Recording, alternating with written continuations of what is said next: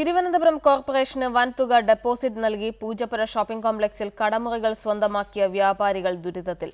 കുടിവെള്ള കണക്ഷൻ നൽകാതെയും പ്രാഥമിക ആവശ്യങ്ങൾക്ക് സൗകര്യമൊരുക്കാതെയും നഗരസഭ തങ്ങളെ പറ്റിച്ചതായി വ്യാപാരികൾ പറയുന്നു.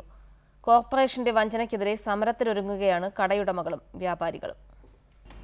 വിശാലമായ പൂജപ്പുര മൈതാനത്തിന്റെ തെക്കുവശത്തായാണ് 25 കടമുറികൾ ഉൾപ്പെട്ട ഷോപ്പിംഗ് കോംപ്ലക്സ് നിർമ്മാണം കഴിഞ്ഞ വർഷം തിരുവനന്തപുരം കോർപ്പറേഷൻ പൂർത്തിയാക്കിയത്.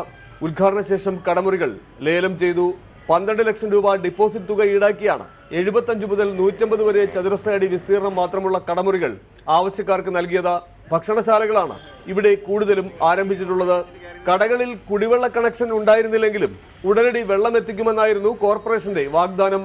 എന്നാൽ വർഷം ഒന്നായിട്ടും കുടിവെള്ളത്തിന് സൗകര്യമൊരുക്കാൻ കോർപ്പറേഷൻ തയ്യാറായില്ല. വേസ്റ്റ് നീക്കം ചെയ്യുന്നതിനും സംവിധാനമില്ല. പ്രതിദിനം 500 രൂപയോളം മുടക്കിയാണ് ഒരു കടയിലേക്ക് ആവശ്യമായ വെള്ളം എത്തിക്കുന്നതെന്ന് കടയുടമകൾ പറയുന്നു. അതുപോലെ വേസ്റ്റേജ് കോർപ്പറേഷൻ്റെ വേസ്റ്റേജ് എടുക്കാൻ പറ്റി ഒരു വണ്ടി വിടുന്നില്ല. എല്ലാം ഞങ്ങൾ പൈസ മുടക്കിയാണ് ചെയ്യുന്നത്.